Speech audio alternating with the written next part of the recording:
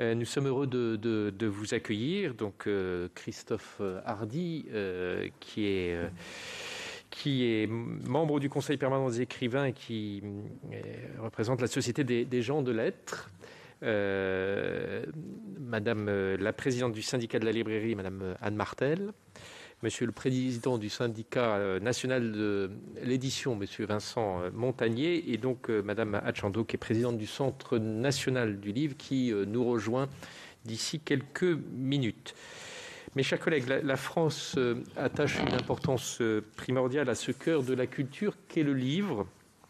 Ce n'est pas un hasard s'il y a quelques semaines, le débat un peu vain sur la notion de commerce essentiel a été largement porté par les librairies, tant les Français sont, physiquement attachés à l'objet livre et débattent encore avec passion des dernières parutions comme des classiques de notre littérature. Pourtant, nous le savons, la situation n'est pas simple. De trop nombreux auteurs ne sont aujourd'hui pas reconnus à leur juste valeur et peinent à vivre de leur art. Leur statut semble poser problème au pouvoir public, problème complexe, comme a pu en témoigner le rapport récent rédigé par Bruno Racine sur ce sujet. Les éditeurs sont pour 3/4 d'entre eux des petites structures qui ne vivent parfois que grâce au sacrifice de passionnés. Enfin, les librairies sont parmi les commerces les moins rentables et survivent également souvent par la volonté farouche de leurs propriétaires. Notre commission a souhaité aujourd'hui permettre à tous les acteurs de la filière de s'exprimer et de donner leurs sentiments, non seulement, bien sûr, sur la crise que nous traversons, mais également sur les perspectives qui s'ouvrent à eux. La crise sanitaire avait fait craindre le pire pour toute la filière, comme la commission l'a souligné au printemps dernier. Et je veux saluer à cette occasion les travaux réalisés par notre ancienne collègue Françoise Laborde sur ce sujet pendant le confinement. Finalement, mais vous nous confirmerez peut-être ce point, les soutiens publics comme le soutien renouvelé des lecteurs ont peut-être permis d'échapper au pire. Je vous propose donc, pour débuter cette table ronde, de donner la parole successivement à Monsieur Christophe Hardy pour les auteurs, puis à Monsieur Vincent Montagnier pour les éditeurs, à Madame Anne Martel pour les libraires et à Madame Achando, que je salue, pour le Centre national du livre. Je demande à chaque intervenant de limiter les temps de parole avec la frustration que ça induit, j'en suis désolé, à 10 minutes maximum, tout simplement pour que nous puissions avoir un échange. Je sais que de nombreux sénateurs et sénatrices veulent vous interroger, donc si vous pouvez être le plus bref possible, vous êtes 4, donc si vous voulez tenir aux 10 minutes, ça permettra d'avoir un échange de qualité. Merci, je vous cède la parole sans plus tarder, en commençant par vous, Monsieur Hardy. Bonjour, Mesdames les sénatrices, Messieurs les sénateurs, je vous remercie de votre invitation. Je suis Christophe Hardy, président de la SGDL depuis mai 2020 et vice-président du CPE, Conseil permanent des écrivains. Bessora, présidente du CPE, n'a pu venir ce matin et m'a chargé de porter la parole de notre conseil. Le CPE, je le rappelle, rassemble l'essentiel des organisations d'auteurs du livre, écrivains, traducteurs, dramaturges, scénaristes, illustrateurs. Vous nous engagez à réfléchir aujourd'hui sur l'avenir de la filière du livre et je voudrais donner comme point de départ à ma réflexion non pas la crise que nous vivions depuis mars 2020, mais les années qui l'ont précédée.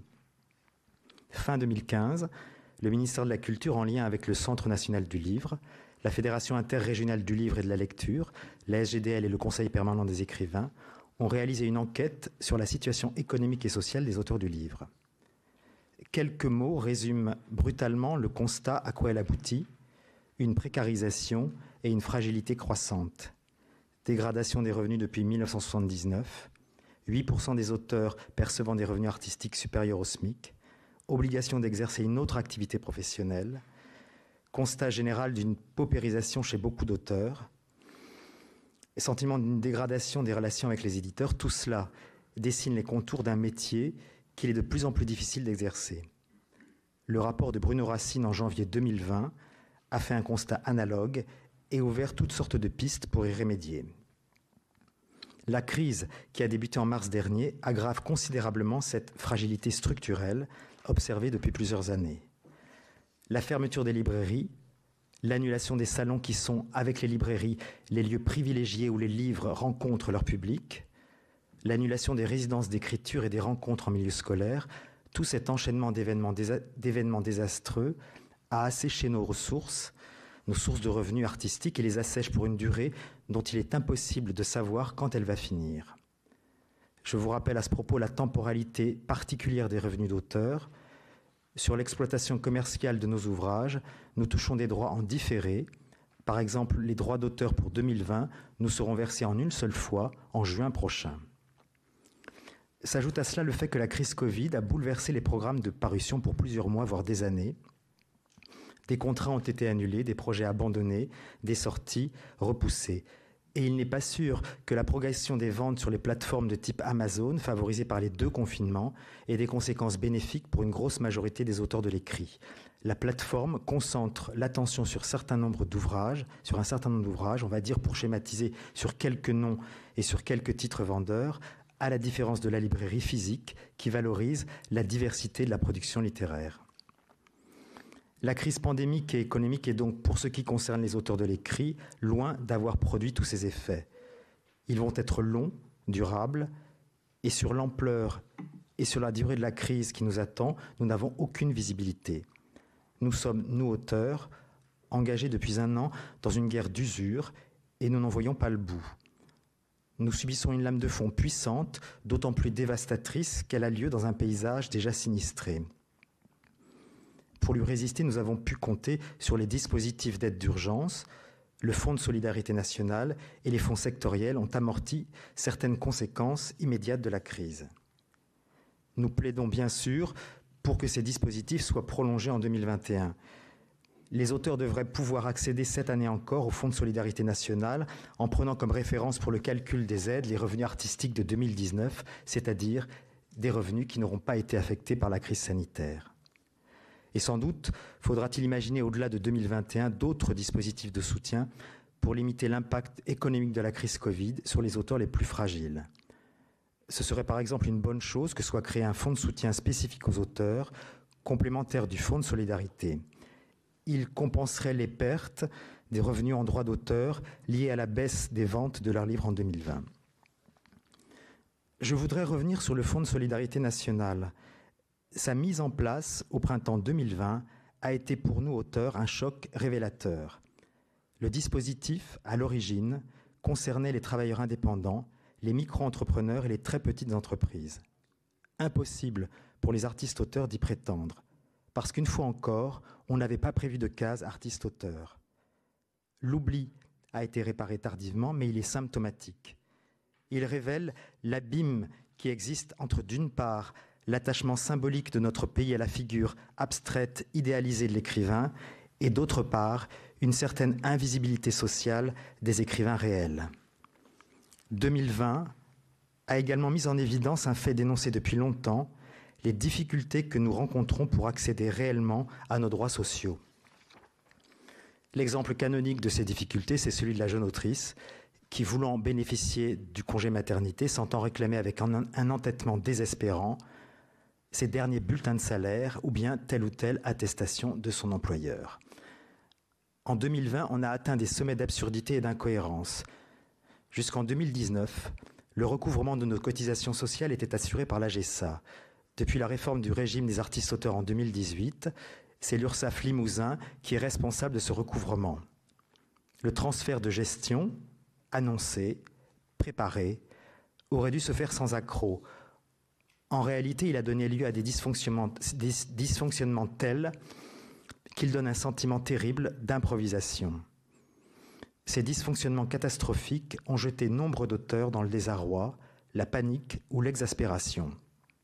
Certains même ont jeté l'éponge, renonçant à leurs droits sociaux futurs, faute d'être parvenus aujourd'hui à se créer un compte auprès de l'URSSAF. Cela fait maintenant des mois que nous subissons ce qui relève de ce que j'appelle une maltraitance administrative.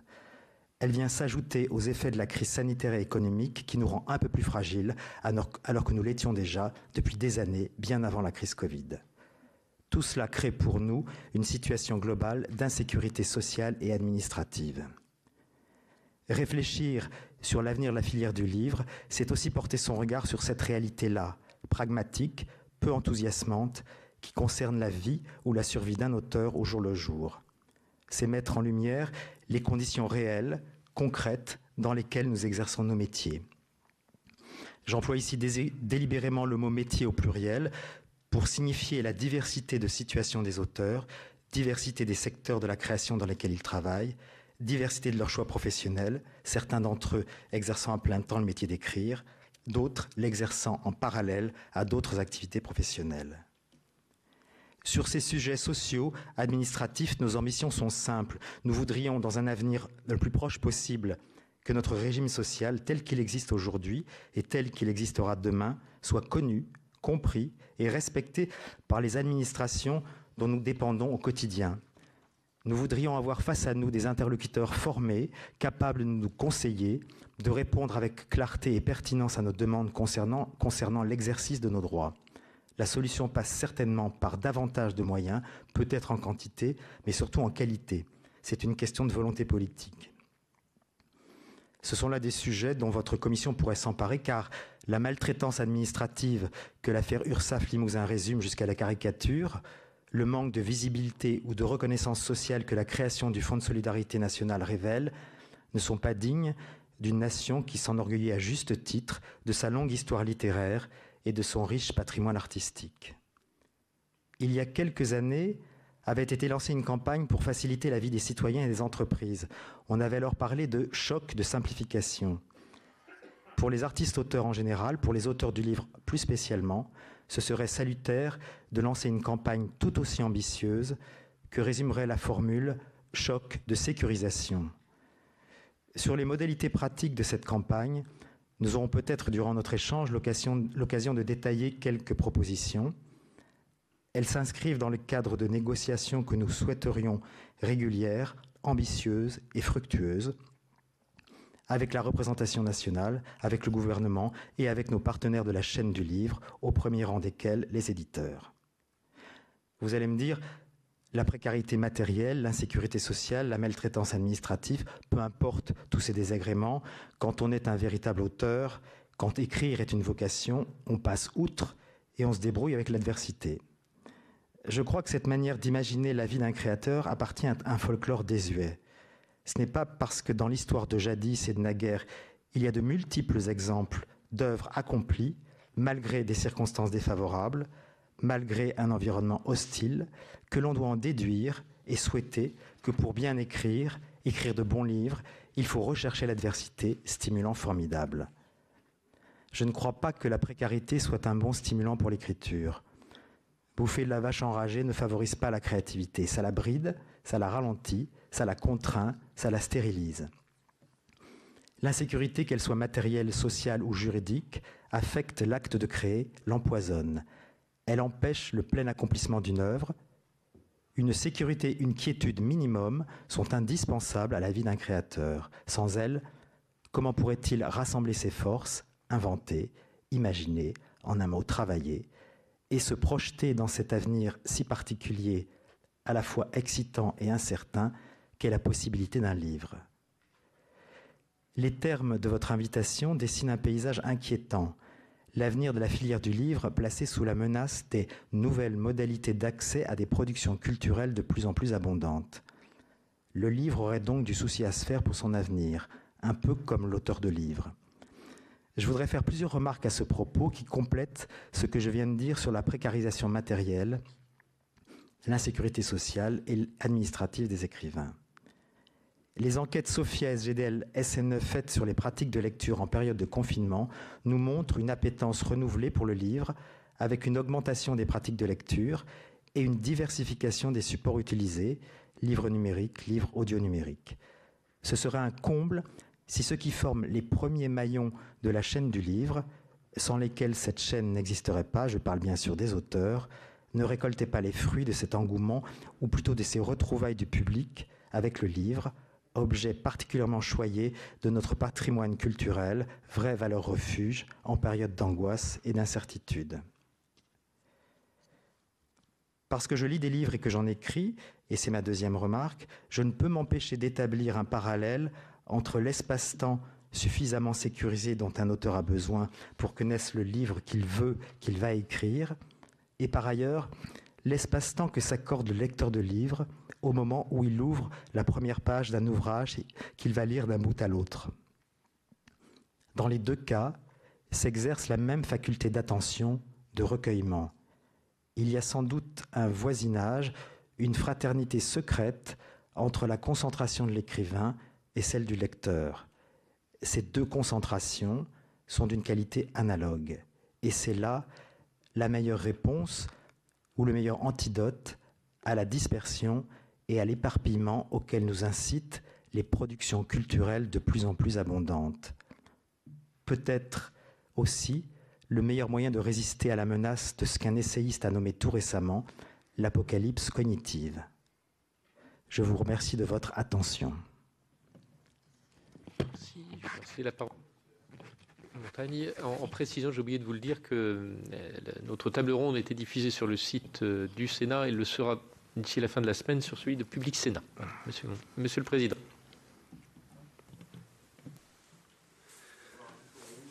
Oui, c'est fait. Monsieur le Président, Mesdames et Messieurs les sénateurs et les sénatrices, merci de votre accueil.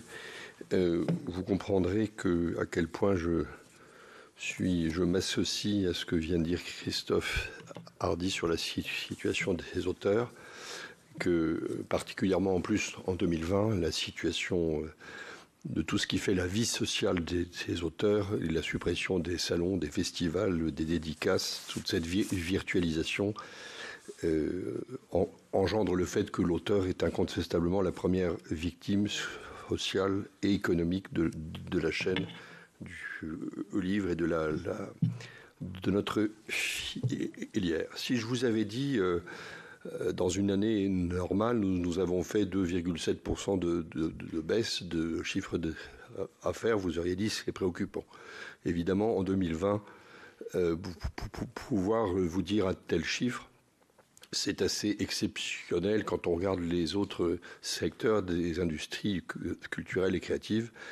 Évidemment, ça cache des variations acrobatiques, puisque entre mars et avril, on a perdu, la profession a perdu 278 millions d'euros de chiffre d'affaires en 55 jours.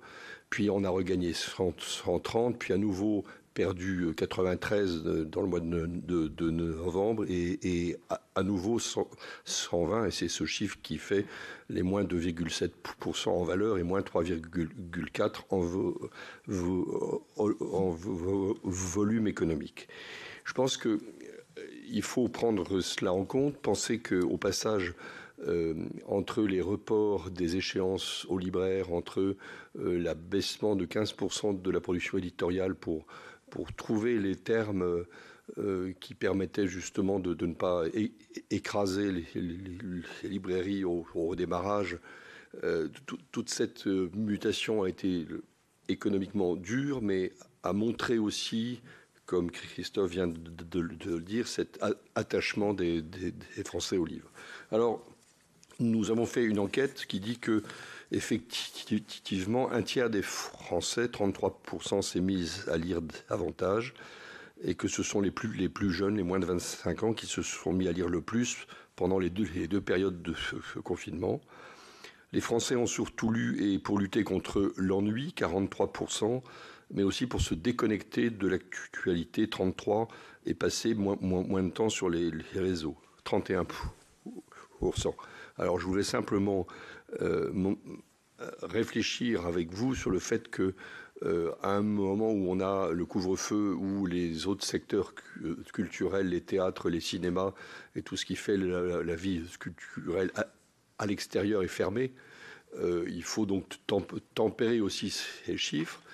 Il faut en même temps travailler sur le fait que la lecture est un acte essentiel, un acte premier, dans le sens que la lecture irrigue les autres industries culturelles et créatives. Jamais nous n'avons eu autant d'options de films par les plateformes ou par les producteurs habituels pour transposer des livres, des romans, des ouvrages au cinéma ou alors des séries, que ce soit dans le domaine public. On le voit avec Arsène Lupin aujourd'hui, mais il y a plein de cas et d'exemples.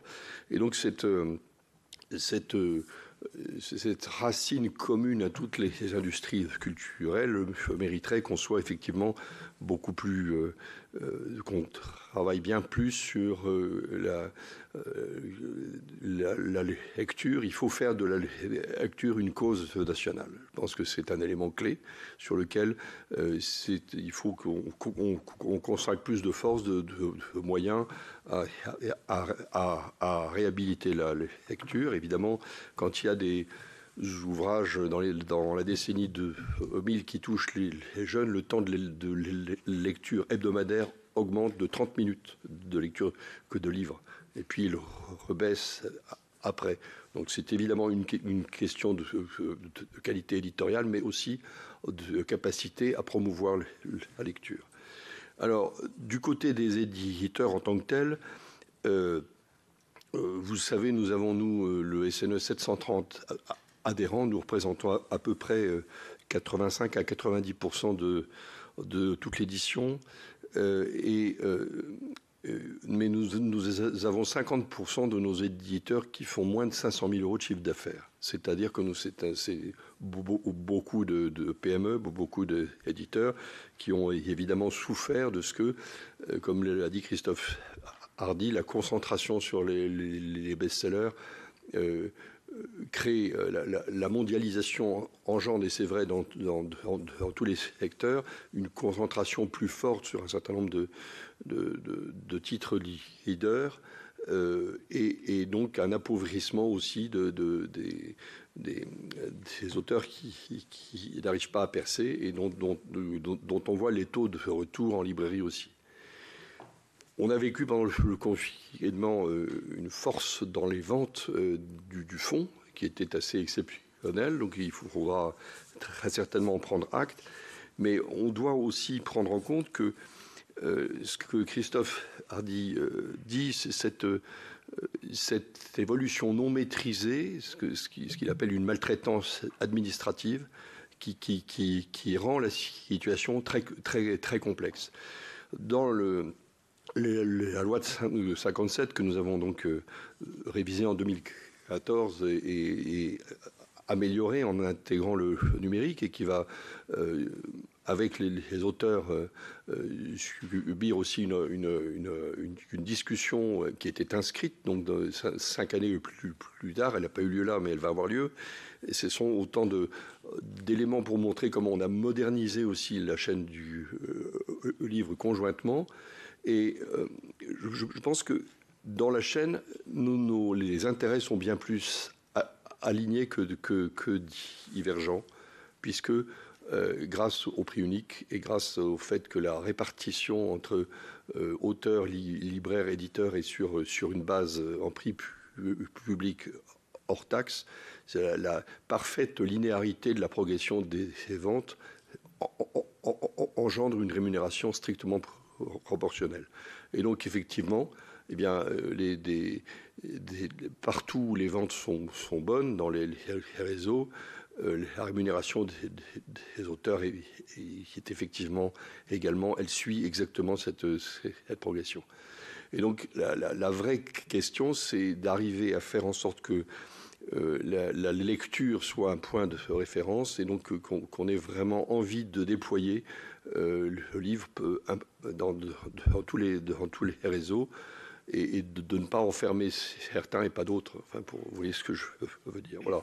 Ce que je pense, c'est un point très important. Je terminerai en disant il y a une diversité de situations dans les secteurs avec la bande dessinée plutôt en pointe, moins 44% dans le tourisme. Je prends des exemples extrêmes. Donc on ne peut pas raisonner globalement, il faut raisonner secteur par secteur.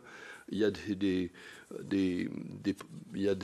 auteurs où il y a une forme d'incapacité à exercer son métier s'il n'y a pas une rémunération suffisante parce que c'est un métier à temps plein. Il y en a d'autres qui sont professeurs ou sénateurs, ou d'autres qui écrivent un livre. Ça ne rentre pas dans leur... C'est en plus, et je ne pense pas que ce soit un élément vital.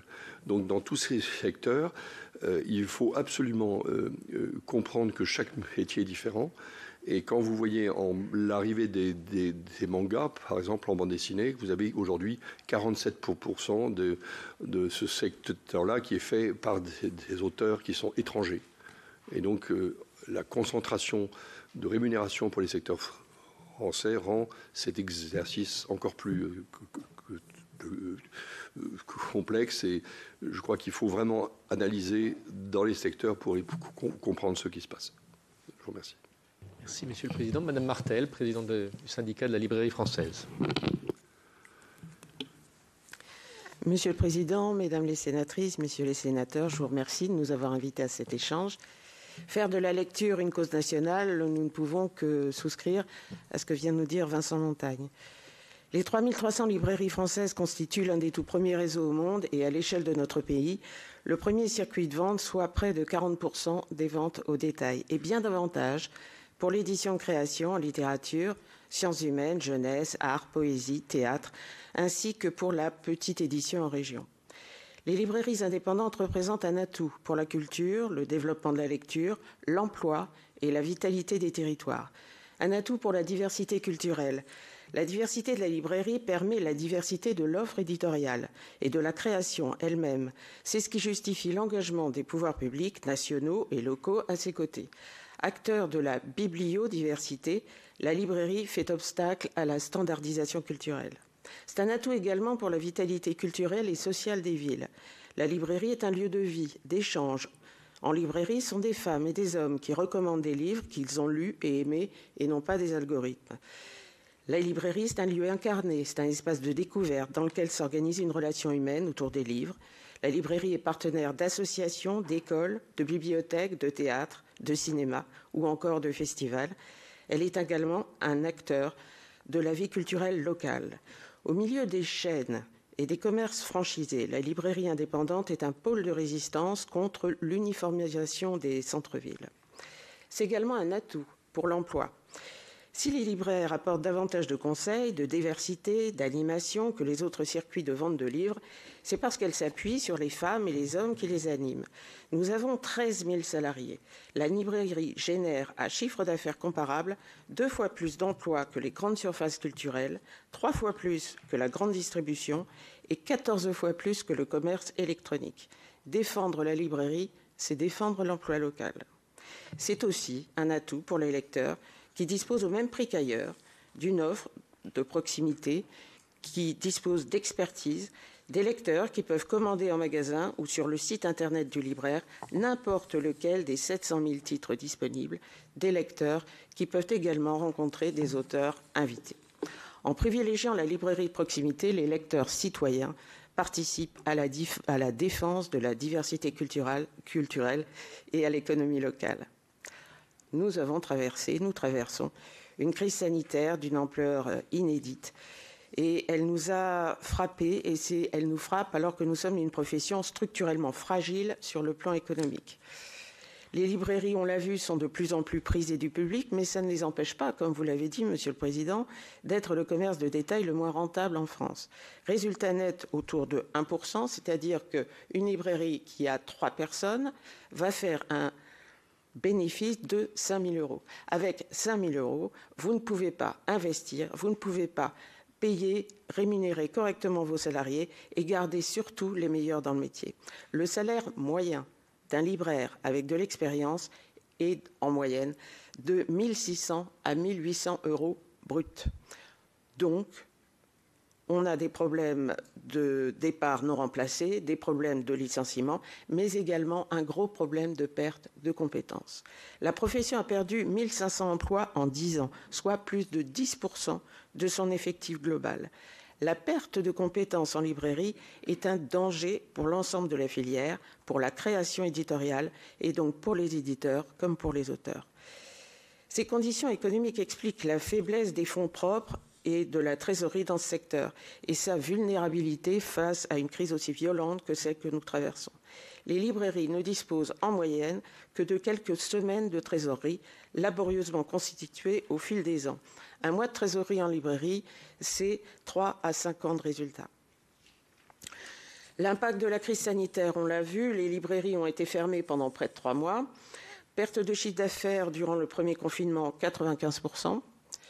De 30 à 40% durant le deuxième, puisqu'il y a eu un usage accru d'Internet et l'activité de click and collect, une activité chronophage, peu rentable, mais qui nous a permis de garder le lien avec nos clients.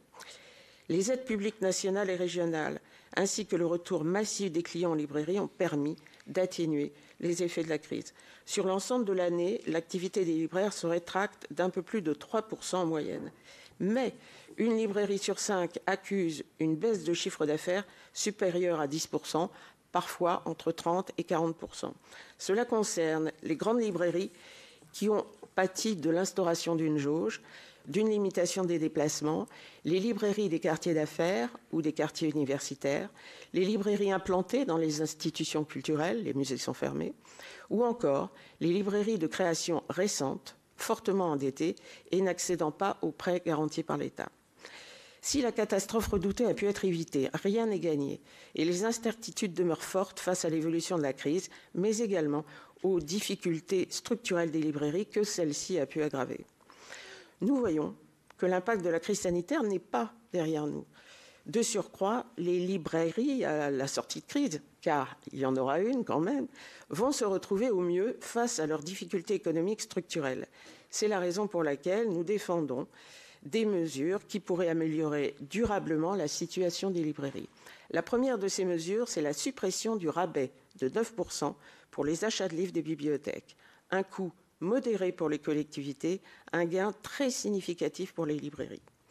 En termes macroéconomiques, les achats de livres des bibliothèques représentent une part modeste du chiffre d'affaires des éditeurs qui peut être estimée à 2,5%. Elle peut être plus importante pour certains secteurs éditoriaux, qu'il s'agisse de l'édition de sciences humaines, de livres de poésie, de livres en grand caractère, d'une façon générale aussi pour les petites structures éditoriales. Les achats des bibliothèques représentent au contraire une part beaucoup plus élevée du chiffre d'affaires des librairies, près de 15% pour les librairies générales et jusqu'à 30% pour les librairies spécialisées, jeunesse, BD, art. Pour toutes, ils constituent souvent le complément indispensable pour assurer l'équilibre économique de leur activité de vente en magasin. Les librairies représentent également plus des 2/3 des lieux d'achat de bibliothèques. Selon une étude de 2010 du ministère de la Culture, en règle générale, 68% des achats se font en librairie. Et si on va regarder plus avant, ça va monter à 79% pour les BDP et 74% pour les bibliothèques universitaires.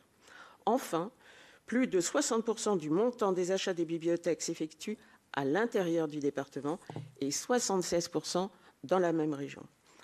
En vertu de la loi de 1980 sur le prix unique du livre, les collectivités peuvent bénéficier d'un rabais jusqu'à 9% pour les achats de livres pour leur bibliothèque.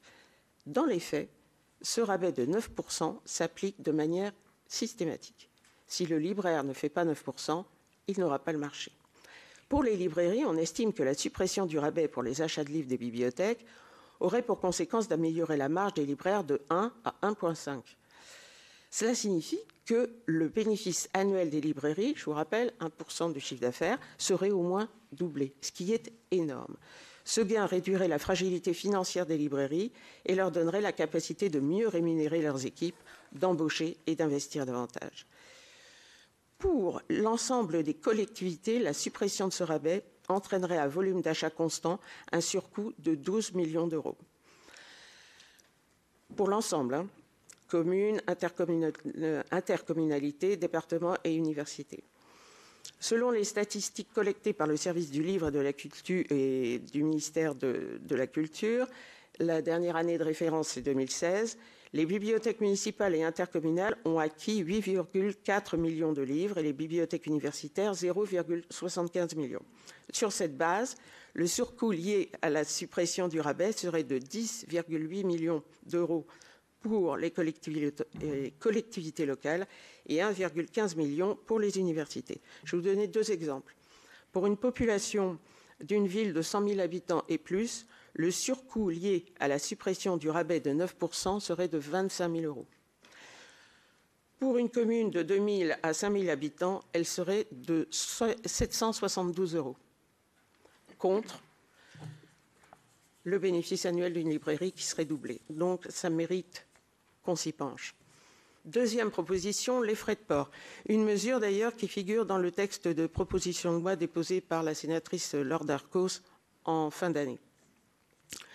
Un dispositif pérenne, nous demandons un dispositif pérenne qui permette de mettre les librairies et les grandes plateformes Internet sur un pied d'égalité. Actuellement, pour l'expédition d'un livre à un client, un libraire paie entre 6 et 8 euros de frais de port, alors que pour la même expédition, Amazon facture 1 centime d'euro. Si le libraire répercute les frais de port réels au client, il le perd. S'il s'aligne sur Amazon, il perd de l'argent à chaque fois qu'il vend et envoie un livre. On voit bien ainsi que le dumping sur les frais de port imposé par Amazon place les libraires face à une situation intenable lorsqu'ils veulent développer leur activité sur Internet. C'est pourquoi nous proposons une double mesure. Obliger Amazon à ne pas facturer à perte les frais d'exploitation et faire accéder les libraires à un tarif postal plus avantageux que le tarif Colissimo. Par exemple, le tarif Fréquencéo dont bénéficient déjà les éditeurs de livres pour l'envoi de leurs services de presse. Troisième et dernière mesure, pousser les grands groupes d'édition à accorder de meilleures conditions commerciales aux librairies, surtout les plus petites, en inscrivant dans la loi de 1981 sur le prix unique du livre le principe d'une remise commerciale minimale. On estime en effet qu'une librairie ne peut pas couvrir ses charges si elle n'a pas une remise d'au moins 36%. Or, actuellement, les petites librairies ont plutôt des remises de l'ordre de 28 à 34%.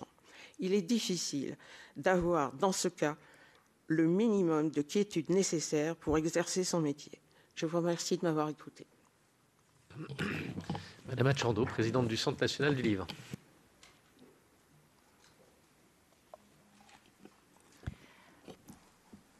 Bonjour mesdames les sénatrices, bonjour messieurs les sénateurs. Je crois que la présentation qui vous a été faite par les 3 personnes qui me précèdent résume bien la situation que j'ai peut-être appelée uniquement en gros traits. Donc situation des auteurs qui, compte tenu du tirage moyen par titre, diminue, se précarisent de manière structurelle et même hors crise sanitaire. Un marché qui s'est tendu ces dernières années à cause d'un lectorat dont on analyse qu'il a retrouvé le désir et le goût du livre pendant le confinement, mais néanmoins quand même, il ne faut pas que ces chiffres cachent, soit un arbre qui cache la forêt. Il y a un déclin du lectorat, en particulier chez les jeunes adolescents et les plus de 15 ans. Un tissu extraordinaire de librairies que vous venez de décrire, dont la densité en France est importante et qui sont des lieux de prescription formidables pour justement essayer de convaincre ou d'attirer les lecteurs sur des livres qui sont peut-être moins connus, des auteurs moins connus ou qui ne sont pas des prix et donc qui permettent de maintenir une diversité de création et d'écriture, mais qui ont une marge qui n'a fait que décroître ces dernières années, et des éditeurs extrêmement créatifs, mais comme le disait M. Montagne, avec des éditeurs qui réalisent un chiffre d'affaires, pour certains qui est extrêmement petit, et qui donc les fragilise aussi, a fortiori en période de crise sanitaire. Donc au fond, on est dans l'année 2020 a été extrêmement positive en cela que malgré cette crise terrible, elle a remis le livre, je pense, au cœur des discussions familiales, des discussions entre amis, même si tout ça était en visio, en redonnant au livre sa place d'industrie culturelle, mais aussi de véritable création porteuse de sens. Et en même temps, les problèmes structurels que rencontre la profession, à savoir la concentration, une surproduction, un tissu de vente fragile et un lectorat qui progressivement, comme dans l'ensemble des industries culturelles d'ailleurs, à partir de l'adolescence se détourne de la consommation, j'aime pas ce mot, mais en tous les cas de ces industries culturelles et de leurs œuvres, sont néanmoins toujours très vivants. Donc, au fond, le CNL là-dedans. Le CNL, il a vocation d'être le bras armé de la politique publique du gouvernement en faveur du livre. Et à ce titre, il intervient au niveau de chaque strate de la filière du livre, à la fois sur le plan économique et sur le plan culturel.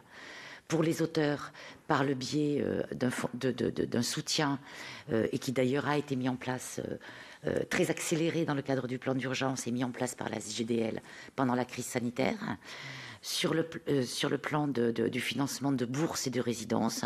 Donc ça, ce sont les soutiens du CNL pour les auteurs et d'ailleurs aussi pour les traducteurs. Le CNL intervient à créer en urgence, mais est en train de réfléchir à établir des critères de longue durée pour un soutien aux petites maisons d'édition qui ont été particulièrement affectées par la crise, et ce pour des raisons, d'une part parce qu'elles étaient petites, elles auraient de toute façon été affectées sans crise sur le long terme, mais aussi parce que, compte tenu du développement des ventes en ligne pendant la crise sanitaire et de la fermeture des librairies pendant un certain temps, le fameux conseil, la fameuse prescription extrêmement précieuse du libraire qui permet d'ouvrir sur des titres plus variés, comme je l'ai dit tout à l'heure, c'est fait beaucoup moins. Et donc, l'année 2020 a été une année où le livre, comme on le dit tous, a résisté, mais en se concentrant sur un plus faible nombre de titres.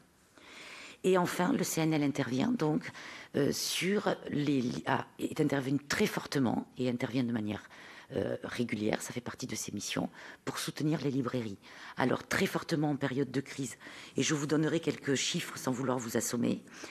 2,26 millions d'euros ont été mis à disposition des auteurs, donc de la SGDL, 1 million du CNL, 1,2 million des sociétés des organismes de gestion collective.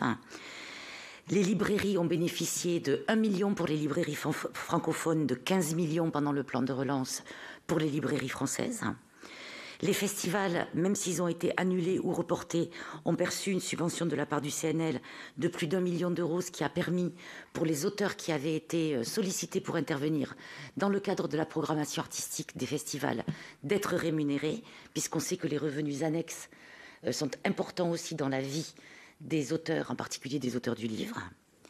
Et enfin, 3 millions d'euros ont été dédiés dans le plan d'urgence aux maisons d'édition, aux petits éditeurs fragiles. Ça, c'est le plan d'urgence et le plan de relance 2020, qui est venu en plus des aides traditionnelles du CNL. En 2021, nous sommes en train de travailler aux propositions que nous allons faire le 15 mars à notre premier conseil d'administration, dont les membres sont ici, beaucoup de nos membres sont ici, et nous allons travailler à rehausser le plafond des aides à la modernisation des librairies pour que l'argent qui a été dédié au plan de relance de la librairie soit véritablement au service des librairies pour qu'elles puissent investir dans tout ce dont elles ont besoin. Ça peut aller du mobilier à l'éclairage, en passant par évidemment le développement informatique, le développement des sites internet ou l'adhésion au portail de sites internet qui favorise la vente en ligne, puisqu'on sait que même si on peut le regretter, c'est un mode de vente qui se développera.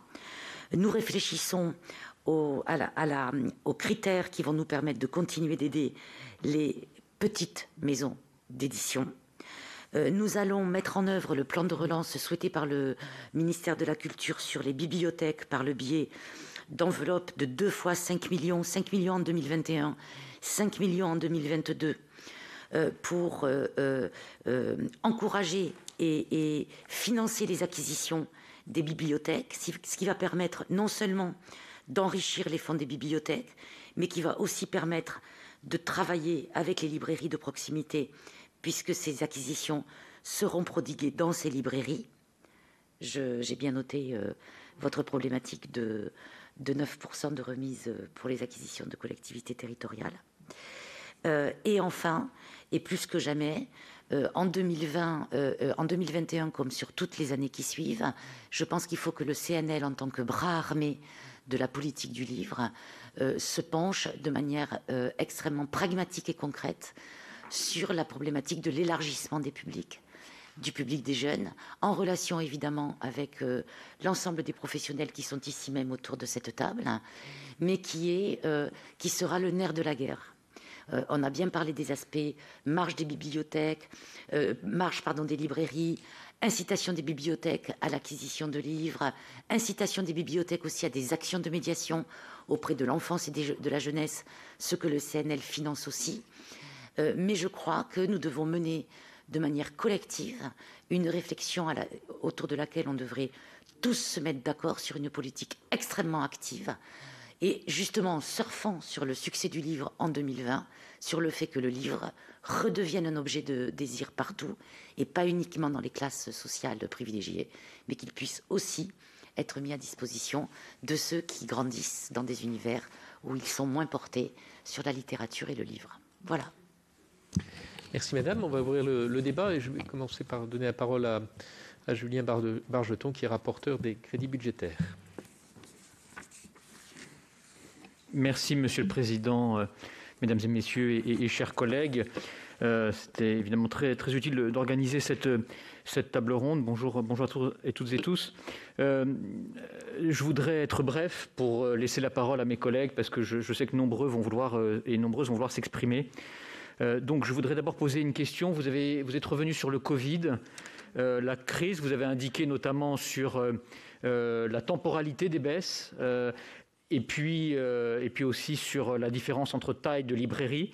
Est-ce que vous avez des chiffres sur la façon dont ce qu'on appelle malheureusement le click and collect, que j'appelle plutôt le réservé et emporter, a compensé? Est-ce que vous avez également d'autres chiffres sur la réalité des choses? Parce qu'on est un peu surpris, vous l'avez dit vous-même, on s'attendait à quelque chose de grave. Bien sûr, 3%, c'est toujours regrettable d'avoir une baisse de 3%, mais c'est vrai qu'elle est moins haute que redoutée.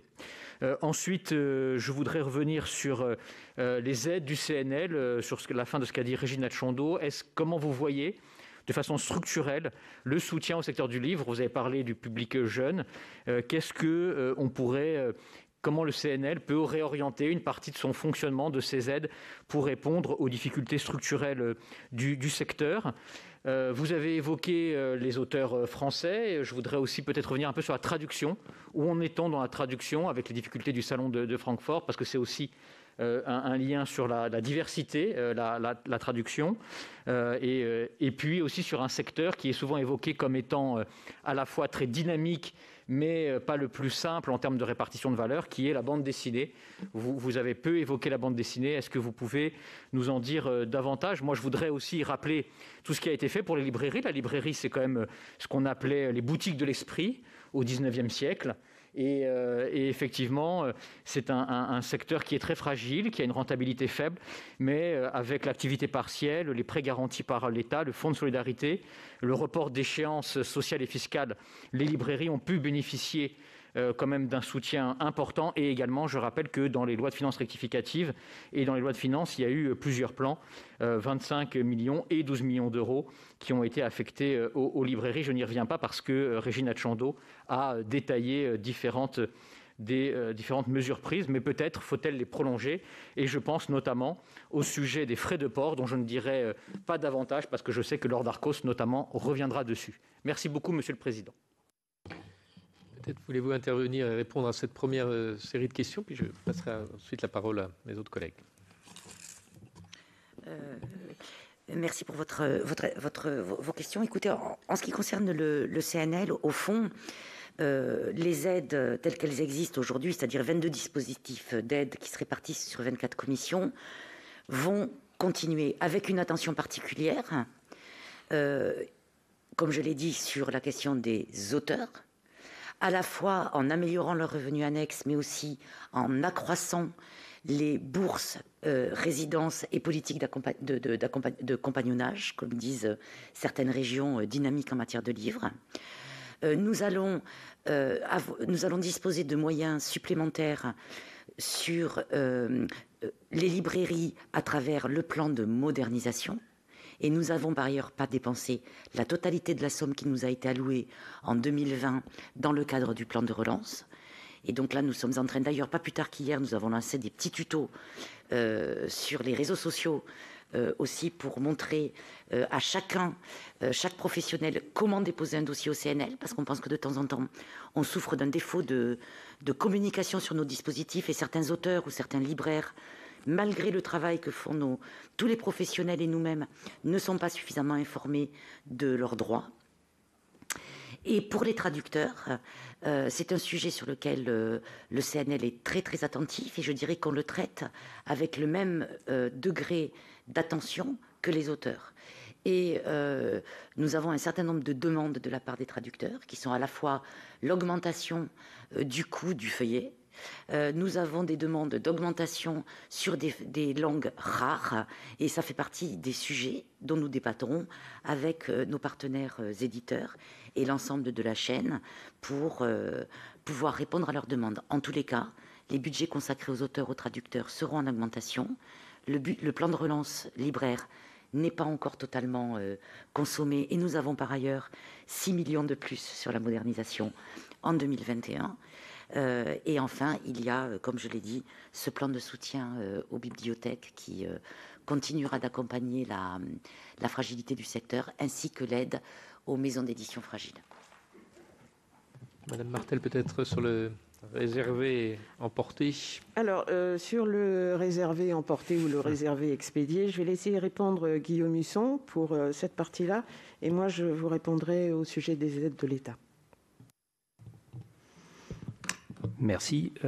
Juste pour revenir sur les chiffres, sur les commandes Internet, elles ont représenté en moyenne 60 à 70% du chiffre d'affaires durant le deuxième, j'espère le second confinement. Un petit rappel, juste, les librairies ont eu beaucoup moins recours aux expéditions et aux retraits en magasin durant le premier confinement.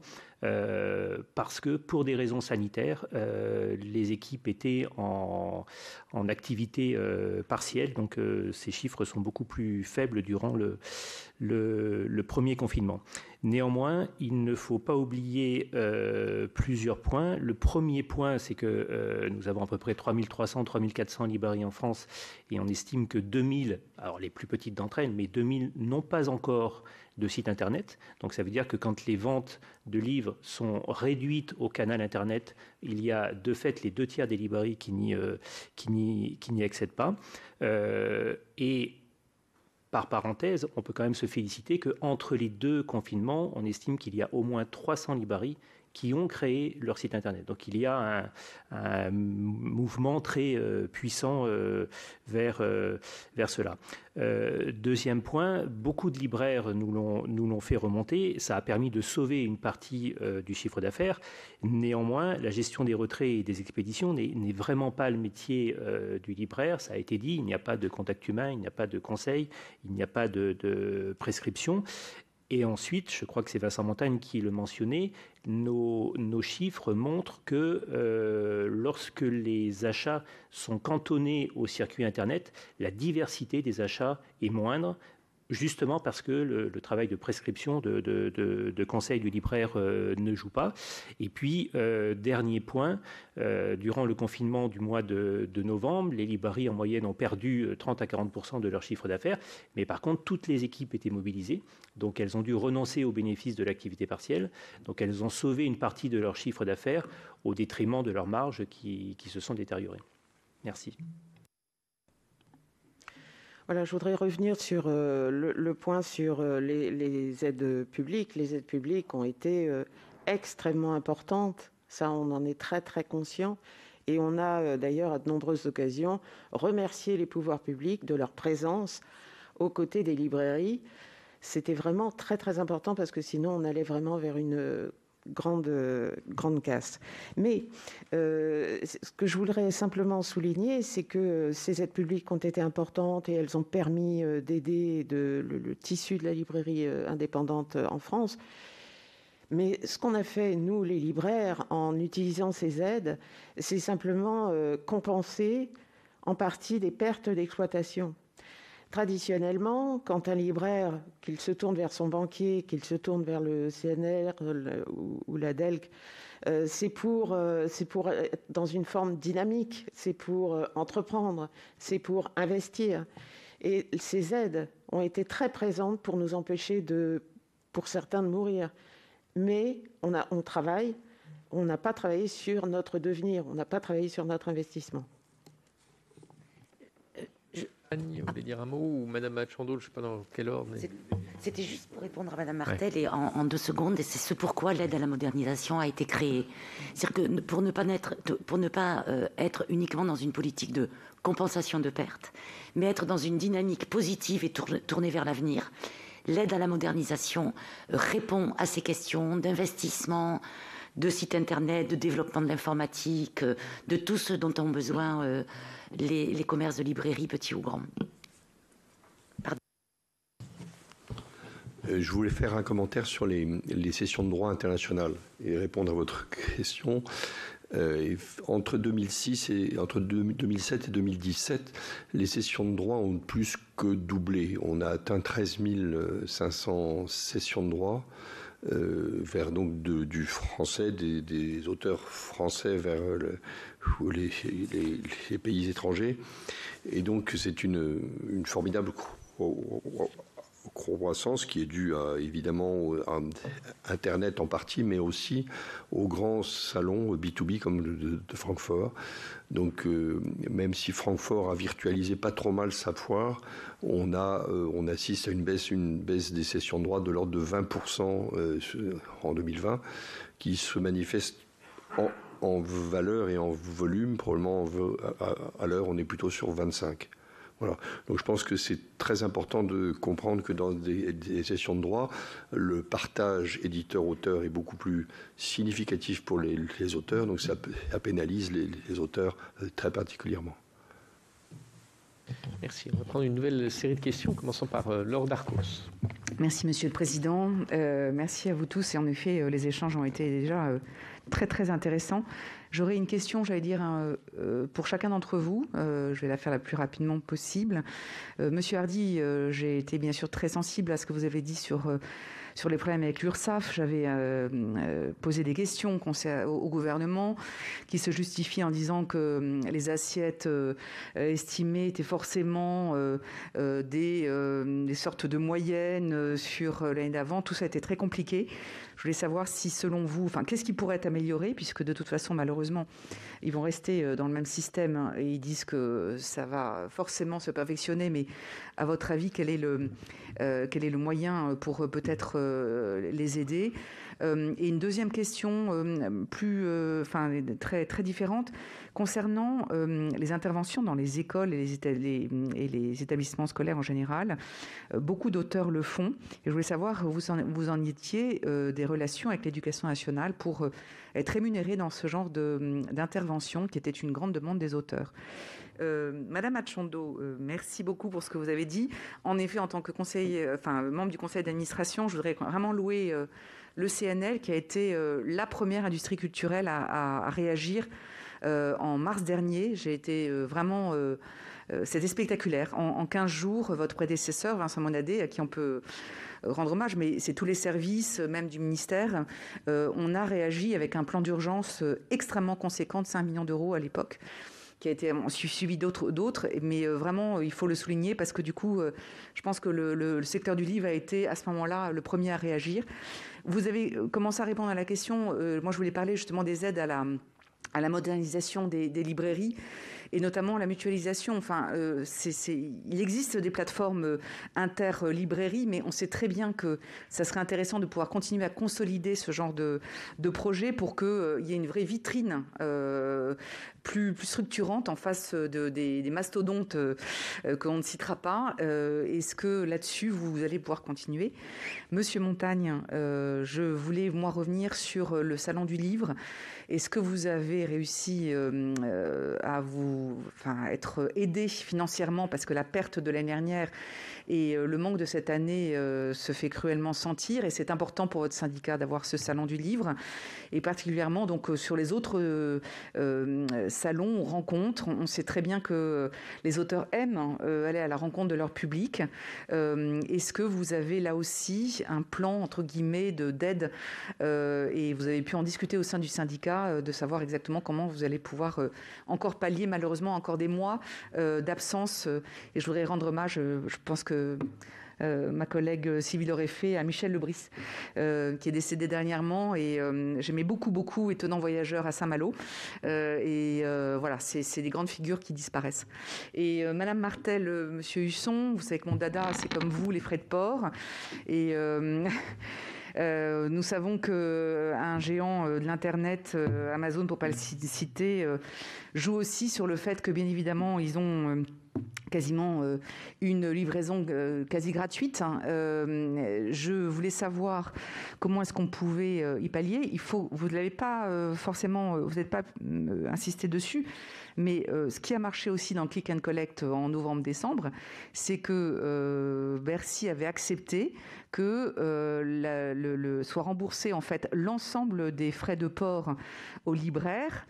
Je dis bien remboursé puisqu'on ne peut pas le faire gratuit. Donc en fait, les libraires, depuis le 1er novembre jusqu'au 31 décembre, envoyaient leurs notes, en fait, payées par le ministère de la Culture d'ailleurs, et non pas à Bercy, comme ça a souvent été dit, pour se faire rembourser leurs frais de port. Donc on voit bien que dès qu'on touche à ce sujet, ça marche beaucoup mieux.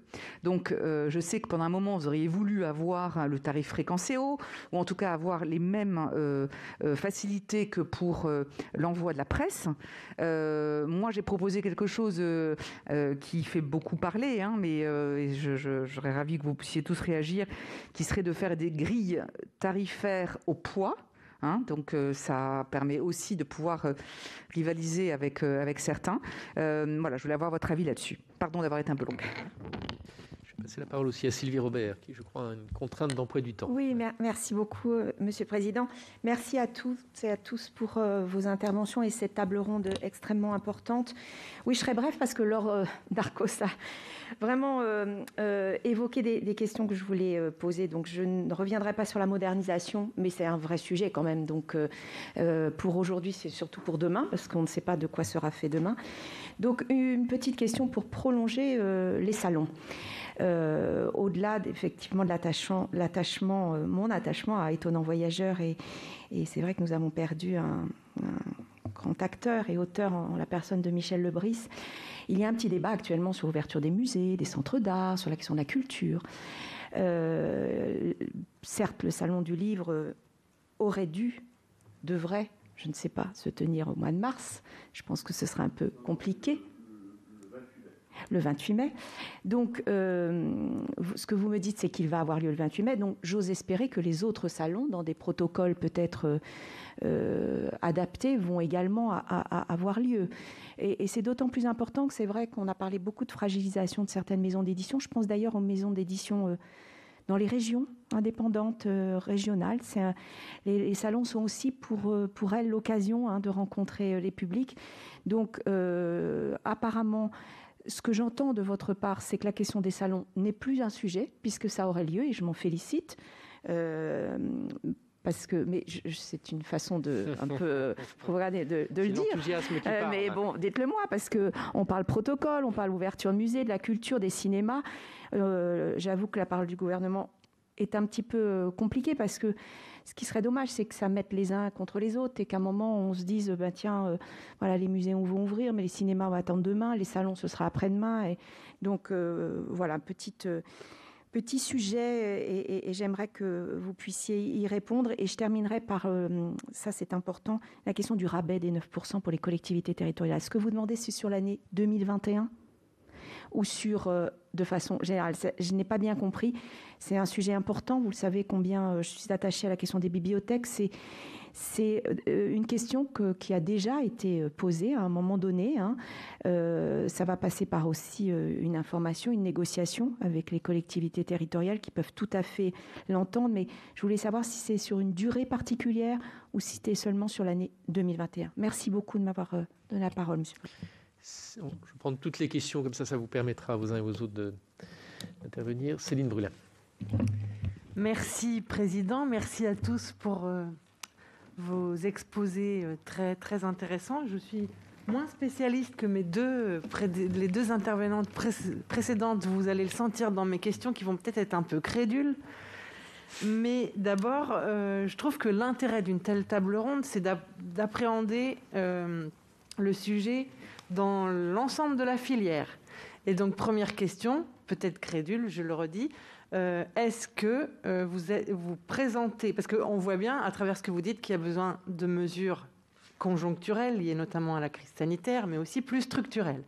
Est-ce que lorsque vous discutez avec les pouvoirs publics, vous avez cette démarche qu'on connaît par exemple dans la presse, où il y a un plan filière qui a été élaboré, qui prend en compte la globalité de la chaîne, si je peux le dire ainsi. Deuxième question, Madame Martel, je vous trouve très courageuse de venir demander à des sénateurs que les collectivités locales n'aient plus le rabais que vous avez évoqué. Du coup, je comprends complètement cette demande, mais est-ce qu'il ne faudrait pas la sortir d'une compensation de la part de l'État de la TVA? En clair, l'effort que vous demandez aux collectivités, on pourrait peut-être le demander, ou de demander une participation à l'État, parce que les collectivités ne sont pas en grande forme à la suite de cette crise, qui d'ailleurs n'est pas derrière nous, et je ne suis pas sûre qu'elles soient en situation de répondre concrètement, ou alors ça va se traduire, c'est ce que disait Laure Darcos, par moins d'acquisition, d'achat, ce qui ne résoudrait pas le problème. Donc nous versons cette nuance à votre proposition au débat. Sur les outils de redistribution entre les auteurs, parce que vous avez très bien expliqué que les phénomènes de concentration s'accroissent, notamment à travers les géants du numérique, etc., et que quelques auteurs de best-sellers vivent sans doute mieux que la plupart des auteurs. Est-ce qu'il n'y a pas dans les outils de redistribution qui existent aujourd'hui des choses à faire évoluer pour corriger peut-être ces aspects-là? Sur la présence, je ne reviens pas sur tout ce que vous avez dit sur les atouts très très nombreux de la présence de librairies et de librairies indépendantes dans nos communes moyennes, grandes, etc. Il y a aujourd'hui un dispositif qui s'appelle Petite Ville de demain, qui s'adresse à des collectivités de moins de 20 000 habitants, si ma mémoire est bonne, mais qui ont une fonction de centralité. Est-ce qu'il n'y aurait pas à réfléchir? Alors, c'est un dispositif qui peut financer différentes choses, mais est-ce qu'il n'y aurait pas à réfléchir, et je m'adresse là aussi à mes collègues, à ce qui est peut-être un focus qui soit fait sur le soutien à des librairies dans ce contexte-là? Je pense que ça ne serait pas complètement farfelu. Et enfin, vous avez évoqué les uns et les autres la nécessité d'élargir les publics, de donner le goût de la lecture, de faire la lecture une priorité. Moi, il y a un endroit qui me semble extrêmement propice à la lecture.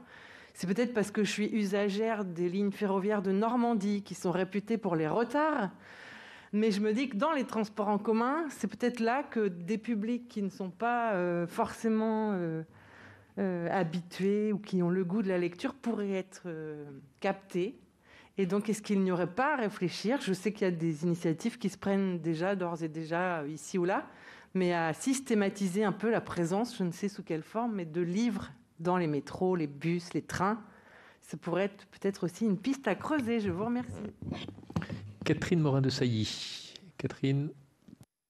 Président, faire de la lecture une grande cause nationale, j'ai aimé cette réaffirmation de la part de Vincent Montagne. Je crois que c'est un vrai enjeu.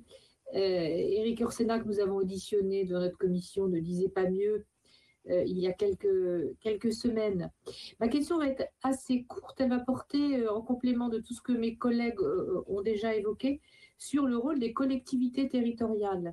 De façon générale, hors temps de crise et plus particulièrement dans les mois écoulés, le gouvernement, et Laure Darcos l'a rappelé, a voté un plan d'urgence conséquent qui a transité notamment par le CNL, et puis il y a toutes les mesures qui ont été prises dans le cadre des accompagnements aux entreprises. Comment jugez-vous le rôle des collectivités territoriales dans cette période?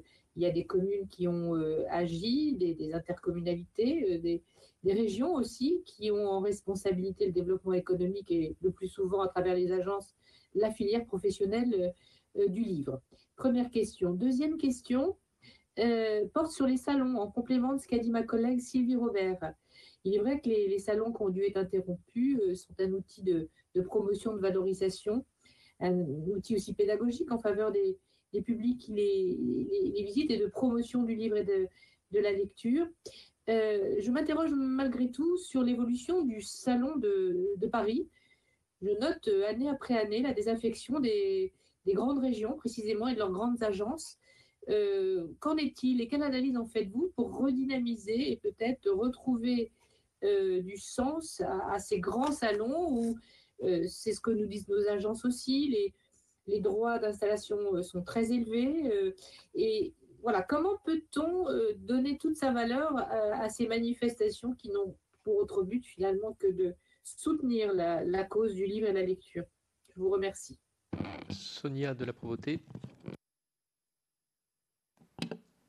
Oui, merci beaucoup de vos interventions et puis du sentiment donné par le fait que la filière est cohérente et se soutient et que les uns sans les autres ne peuvent pas fonctionner. Et dans le domaine culturel, c'est quand même à souligner. Vous dire aussi que les librairies ont finalement fait partie des essentiels parmi les non-essentiels et que donc quel regard vous portez sur cette question de la place particulière du livre dans les politiques culturelles, parce qu'on n'a pas le sentiment systématiquement qu'on met en avant le livre, ou en tout cas plutôt au travers de l'accès au livre dans les quartiers prioritaires, enfin sur des politiques sectorielles qui ne sont pas à proprement parler complètement des politiques culturelles. Et donc, est-ce qu'il n'y a pas besoin de redonner au livre, à la lecture et à la création d'écriture sa place pleine et entière parmi les politiques culturelles? Et vous demandez deux questions plus précises. Quelle place vous voyez pour le livre audio qui est une alternative intéressante, me semble-t-il, pour accéder si ce n'est à la lecture, en tout cas à l'énoncé de ce qui est écrit, dans des situations où on ne peut pas lire, où on ne peut pas accéder au livre. Je parle du handicap, mais pas que. Ça peut être quand on est en déplacement, etc. Et puis ma deuxième question porte sur vos relations. C'est plutôt peut-être le CNL, mais c'est une question aussi pour les libraires et la distribution, avec le Pass Culture, qui met en avant ce phénomène majeur de vente du livre comme étant la première utilisation du Pass Culture. Quand on voit le rapport qualité-prix du Pass Culture, est-ce que pour vous ça a de vraies conséquences économiques, ou est-ce qu'on n'est pas dans le virtuel, mais dans le dérisoire du reste, mais dans une toute petite partie finalement d'une opportunité pour le développement de l'activité du livre? Je vous remercie. Merci, je crois que chacun a posé ses questions. Sonia de la Provoté est intervenue sur le Pass Culture. J'allais en dire un mot parce que j'ai été surpris dans vos interventions aux uns et aux autres qu'aucun n'ait mentionné le Pass Culture, et notamment quand vous avez parlé de votre préoccupation très partagée, que nous partageons aussi, d'ouvrir davantage la jeunesse à la lecture. Je voudrais juste rajouter une question sur le PGE, puisqu'on sait que les prêts, comme leur nom l'indique, devront être remboursés un jour. Est-ce que ce soit par rapport aux libraires, mais aussi aux éditeurs, est-ce que les PGE le remboursement des PGE ne posera pas un problème à court ou moyen terme pour certaines structures dont vous nous avez mentionné la fragilité? Voilà, vous laisse répondre dans l'ordre que vous souhaitez à l'ensemble des questions. Vous avez noté qu'elles étaient très diverses, mais qui montrent tout l'intérêt de notre commission au secteur du livre. Je ne sais pas qui commence. Madame Martel, monsieur. Je propose de commencer. Je vais commencer avec Madame Darcos sur les frais de port. Vous avez rappelé de manière tout à fait juste qu'il y a eu une aide aux frais de port en fin d'année. Ça a eu un effet très positif dans les librairies, puisque le public a pris conscience de l'existence et de l'efficacité des sites internet des librairies. Mais avec les écarts sur les frais de port, les libraires, bien sûr, n'ont pas pu et ne vont pas pouvoir continuer à honorer les commandes internet, qui ont d'ailleurs, curieusement, beaucoup baissé depuis début janvier, alors qu'on réapplique les frais classiques. Alors, la question que nous nous posons, et que nous vous posons, c'est la compensation intégrale des frais de port. Est-ce à l'État de s'aligner sur la politique prédatrice des frais de port d'Amazon ? Voilà une question. Et ce que nous souhaiterions vivement, eh bien, c'est un tarif minima pour la livraison. Là, je pense qu'on peut peut-être trouver un terrain d'entente et un tarif privilégié pour les libraires, qui permettent d'enlever le delta qu'il y a entre les frais de port d'Amazon et les frais de port payés par les libraires. Voilà ce que je peux dire pour l'instant sur les frais de port. Alors, le rabais de 9% aux collectivités territoriales, certes, c'est un petit peu ambitieux. En revanche, c'est très nécessaire parce que je vous disais tout à l'heure qu'il y a certaines librairies, il y a beaucoup de librairies qui travaillent avec les bibliothèques, ce ne sont pas forcément les plus grandes. Les plus grandes, en général, ont de bonnes remises chez les éditeurs. La négociation se fait très, très bien. Pour les plus petites librairies, celles où ils sont 2, 3, voire 4, et situées dans des endroits plus sauvages de la France, la négociation va être plus compliquée.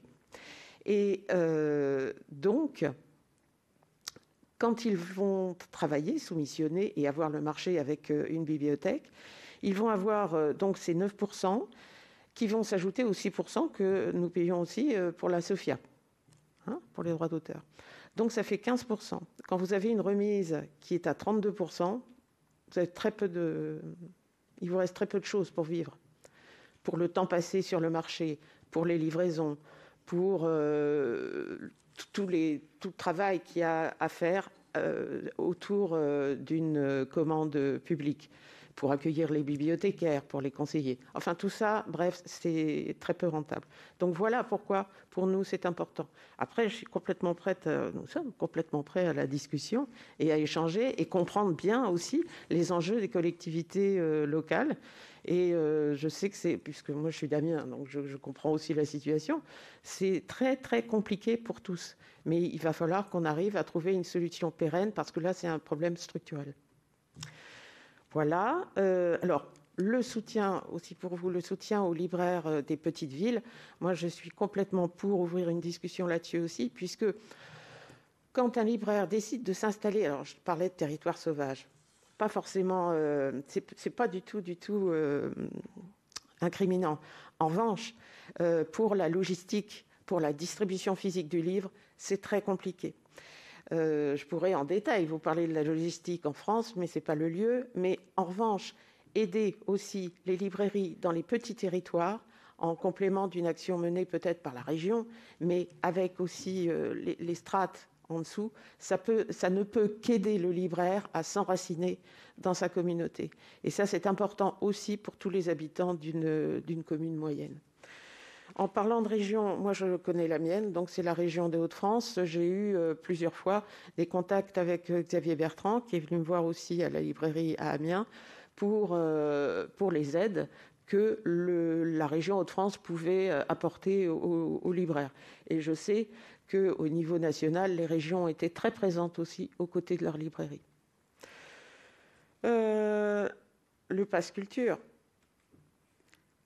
Dans les librairies, il y avait des librairies tests. Dans les librairies tests qui ont testé le pass culture, les effets ont été très positifs. Effectivement, le pass culture, la première utilisation, on a été très surprise, c'est le livre.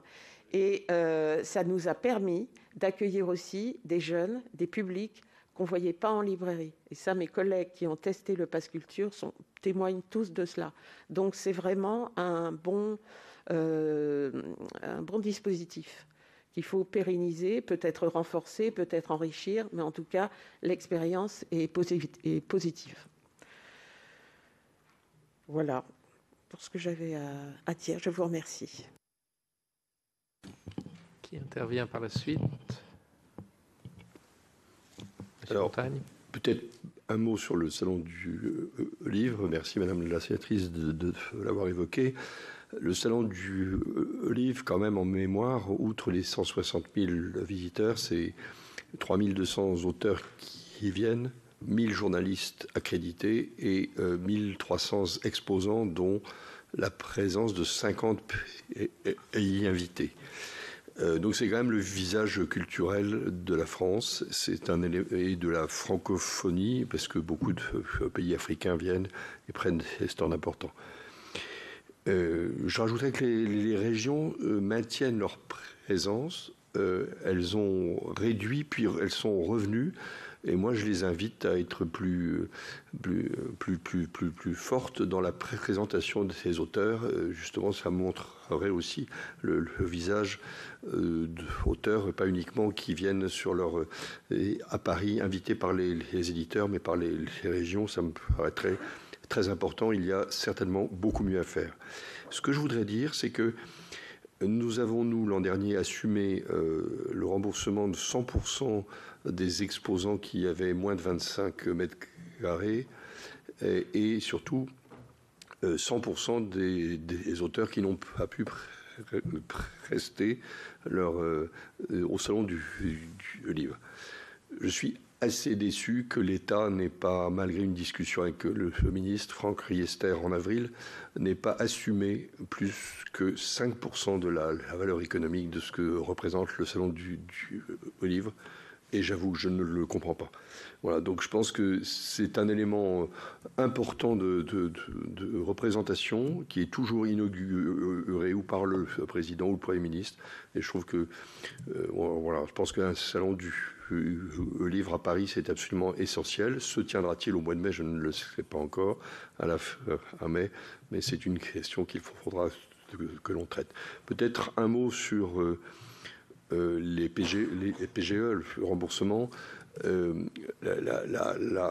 les économies de charges que nous avons tous fait en 2020, je parle des éditeurs, font que du côté des éditeurs, beaucoup de petits éditeurs n'ont pas pris de PGE, et ceux qui l'ont pris, je pense, ne seront pas en difficulté de le rembourser, sauf si 2021 était à nouveau donné lieu à des fermetures sans compensation.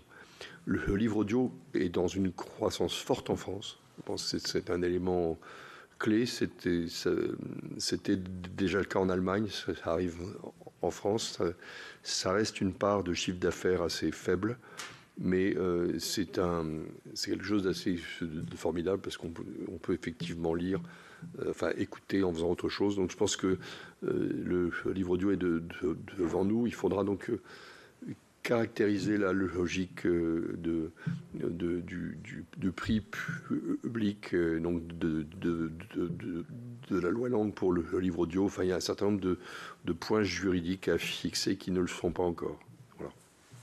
Oui, pour les questions qui ont été posées, qui peuvent relever éventuellement du CNL, sur la modernisation des librairies et les sites internet, plateformes communes, etc., c'est évidemment un sujet qui est dans les mains du syndicat de la librairie française, mais on en a parlé et vous savez de toute façon que vous savez pouvoir compter sur nous pour accompagner tout projet qui nécessiterait éventuellement un soutien financier parce que développement technologique ou développement technique ou informatique, en tous les cas, ça fait complètement partie des missions que l'on s'est fixées dans le cadre de l'aide à la modernisation des librairies.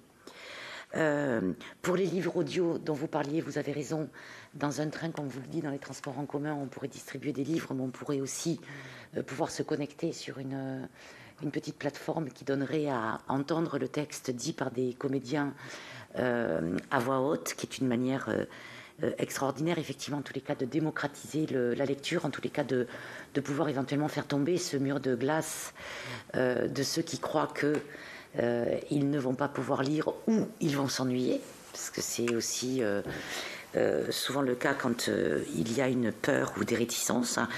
On va lancer, nous, cette année, là, en 21, une étude sur le marché du livre audio, parce que le CNL en avait fait une en 2008-2009.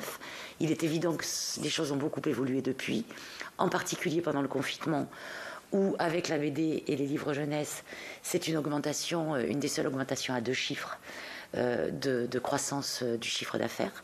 Et donc on va mettre à jour cette étude de 2008 et disposer d'éléments tangibles et objectifs pour le livre audio.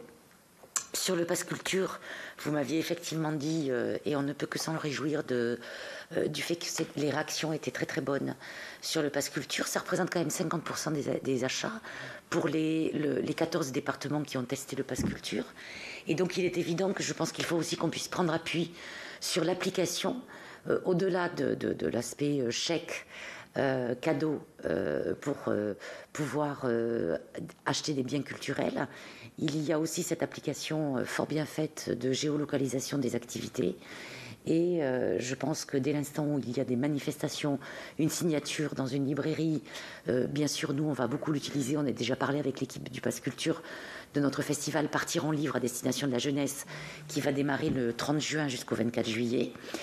Il est évident qu'on va utiliser le Pass Culture le mieux qu'on peut et travailler ensemble pour géolocaliser la totalité des manifestations de ce festival qui a lieu sur l'ensemble du territoire français, pour pouvoir attirer les jeunes qui sont notre cible aux opérations, aux événements qui sont organisés partout en France.